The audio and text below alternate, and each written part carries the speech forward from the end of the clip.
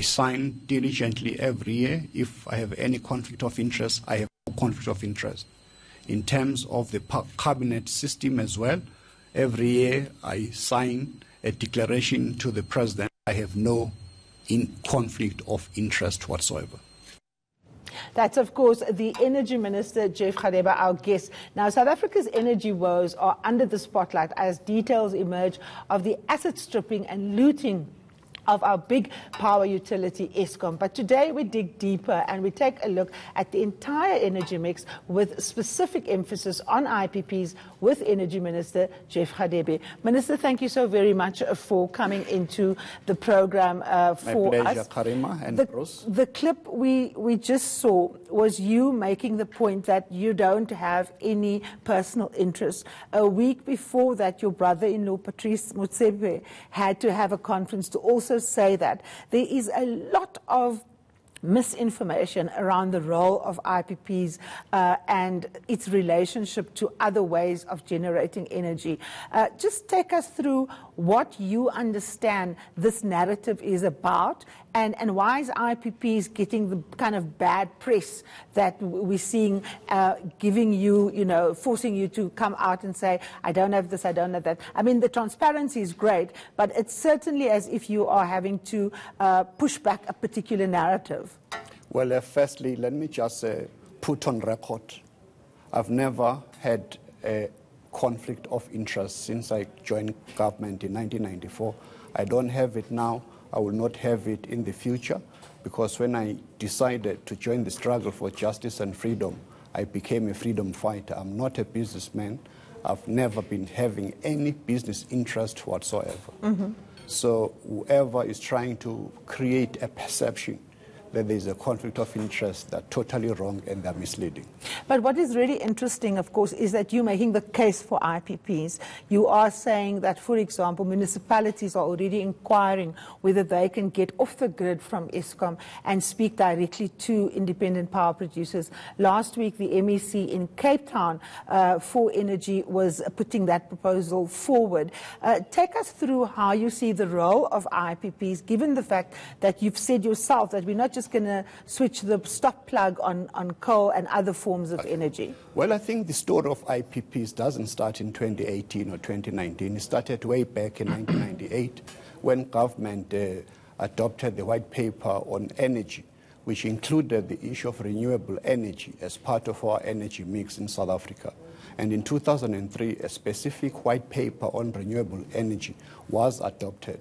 I think it is common cause now that in 2010, but to be more specific, in 2011, Cabinet adopted what we now call an integrated resource plan, which is based on the IRP of 2010 that indicated the mix that we require in South Africa towards 2030. Mm-hmm. Our own national development plan that was applauded by all South Africans says that by 2030 we need to ensure that at least 20,000 megawatts of electricity comes from renewable energy. Mm-hmm. Our social partners at NEDLAC, together with all three labor federations, business, as well as civil organizations, they adopted the Green Energy Accord in 2011. All these factors show that this issue of the IPPs and renewable energy is not new. Mm. There has been an agreement on them. But what is even more important is that we are part of the signatories of the Paris Agreement that was ably negotiated by our late Minister Edna Molewa, where we committed in terms of reducing carbon emissions. So this is the story that is taking place not only in South Africa but across the globe. Why though, is there a fight about it all of a sudden then? I mean, where does this come from? Well, I wouldn't know where it comes from. You must have a thought. You're a very experienced politician. Well, I have no idea. Well, Labour, for example, is saying that IPPs are basically going to lead to losses of jobs. People are talking about the fact that the IPP process is shrouded in secrecy. We don't know who the people are. That's essentially what Peter's asking. There's no secrecy about it. Actually, the IPP office in Pretoria, in Centurion, is most transparent. It is fair, it is competitive, it is transparent, I can even take you there. When the evaluation... Do you want to take Irvin Jim there? Because he's the one that's saying it's not there's open. Video cameras there, there's audio, there is oversight in those with independent auditors that look at. But not a single person since 2011 has actually complained about the bidding process. That is why the renewable program in South Africa is acclaimed across the globe. On the 6th of February in London, Reuters gave us the best program in the whole world, which is like a Grammy, in other words. An electricity Grammy. But this is what, so if you're just like an ordinary person, like me, this is what you have to deal with the fight that's going on, and you know very well. So this is on Twitter. Okay, I'm just going to read two. Sure. So this goes. So the one guy writes. This is a guy called Ivo Vechter. He writes. Eskom reported costs of 222 cents per kilowatt hour for IPPs, mostly RE, 38 cents for coal and 9 cents for nuclear.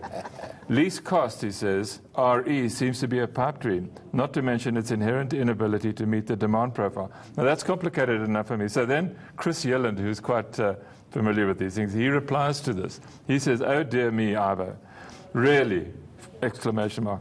"I'm sure you know better than to compare the marginal cost of fuel per kilowatt hour with the full life cycle costs in rands per kilowatt hour of a renewable energy plant procured 5 or so years ago. The marginal cost of fuel for wind and PV is zero. This is no time for sophistry." I don't understand a word of that. Chris Yelland is actually correct. I'm familiar with that. So do you understand all of that? With that WhatsApp group that is led by Machela Koko, Tsepo Khadima, those kind of guys, some of whom were part of Eskom. I was just going to say, so people who've been implicated in various commissions of inquiry, of wrongdoing, is trying to put a new narrative on the table about IPP. If you take, for an example, it is true that the first 2 rounds of IPPs were very high because there was no market of renewable energy in South Africa. So people had to take a risk. But we've seen a steady decline of the cost of renewable energy in South Africa. If I just use one example, in 2015, we used to buy, they used to produce 151 cents per kilowatt hour for wind.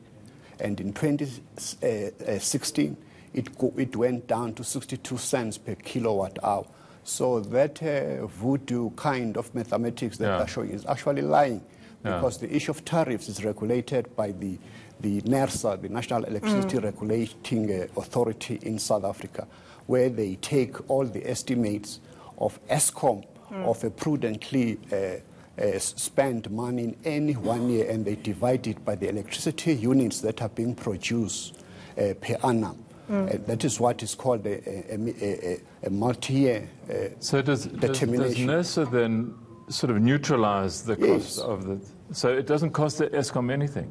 Not at all. The IPP, but why would someone like Machela Koko insist that it does? That deliberate. What it doesn't tell you is that, for an example, the OCGT, this that Eskom is producing is actually the most expensive, that even goes to 400 cents per kilowatt hour. Now, so why don't they use that same argument? Well, he lied on television once, so he'd probably do it, probably... Well, he lied in front of Parliament, so, I mean, he has very little regard for institutions. Minister, I want to come to the more broader issue, because people think... But I just want to highlight this point. It is true that Labour is also concerned about the issue of job losses in the coal industry. That does not arise from renewable energy. It arises from the fact that Eskom is going to be decommissioning many of these power plants because they've reached their end state in terms of their commercial life. It has nothing to do with renewable energy. What is required is a sober assessment in order to ensure that there's a just transition from fossil fuel into new energy. But when we come to this just transition, I've interviewed enough Labour leaders. They agree with you that there ought to be a just transition. But they say that government says one thing and does another. And they use the VAT example. They say that when they were discussing with Malusi Gigaba at the time, VAT was not on the table. And yet when the budget was pronounced, there it was. So they don't trust you on the fact that there aren't going to be job losses. The other thing is you've said you're going to go to NEDLAC with this matter, but NUMSA's not in NEDLAC, and they are leading the loudest protest, if you like, and they are beginning to align with the National Union of Mine Workers, which is one of the allies of the African National Congress on this. In fact, we've seen a clip here where the NUM president says that workers are incredibly angry with the African National Congress and even considering not voting for you. How are you going to make sure that you engage NUMSA? Because they are a factor. Yes, indeed. I'm prepared to engage NUMSA. I know Jim very well from the time when he was part of the alliance. The president convened a meeting about 2 weeks ago with Labour, especially COSATU, NUM included. I have an intention. My doors are open. I would like to engage with them so that we can be able to find a way out of this impasse. I believe that the issues are not insurmountable. They can be resolved because the issue of renewable energy is not just it is coming, it is upon us. The whole world is moving towards renewable energy. China, India, even United States, they're actually stopping many of the coal power plants around the world. The World Bank has taken the decision. OECD countries, our own banks here, Standard Bank, Nedbank, they've indicated in no uncertain terms. That is why the coal IPP for Tema Metsi and Khanyisa is lying in doubt now because of this issue of a coal not having a bright future. Recently, about 2 weeks ago, Glencore, one of the biggest coal producers in the world, have indicated that they're declining their production of coal. So this is a reality that we need to confront so that alternative to coal has to be looked at. But as South Africa, we still have to produce coal. We need to find technology that will support the reduction of gas emissions from coal. Minister, the energy mix itself is very unclear. I was searching for an energy policy in preparation for this conversation, and I was told that you're still working on getting that energy mix right. Where are we right now? So, for example, we're talking about IPPs, we're talking about nuclear energy, we're talking about gas, we're talking about a whole range of things, but we don't actually have a clear understanding of what the South African government's energy policy actually is. It will be very clear after Tuesday when a cabinet will be looking at the whole integrated resource plan. You'll recall, Karim, that in August I released the draft IRP that indicates the energy mix in terms of the information that was available at that time. Then now we entered the public participation process where we have received right now about 5,929 inputs from the public, institutions and other stakeholders. So the last consultation is with NEDLAC on Tuesday, after which we're going to be analyzing them and going to cabinet in order to ensure that the energy mix of coal, nuclear, renewable, hydro. Nuclear is in the mix. I can't say right now, but it is still part of our energy mix in terms because we're still producing energy out of. But you were on the show, Minister, saying categorically that nuclear is not on the table because we can't afford it. Has that now changed? It has not changed. What I was responding to, we had asked me a specific question about the Russian nuclear deal. I explained to you that there was a court judgment in Cape Town that was not appealed to, where the court ruled that the submission to Parliament of that treaty with Russia was unlawful and was set aside. Okay. So that's where we are. Minister, we've run out of time. Next time when you are here, I'm going to talk to you about Petro SA because Definitely. Petro SA is bankrupt. And of course, we need to understand how that happened and what the role of Tina Joemat-Pettersson was as she was your predecessor. Still ahead, we get under the skin of all the political shenanigans in the city of Tshwane. This is The Fix. Do stay with us.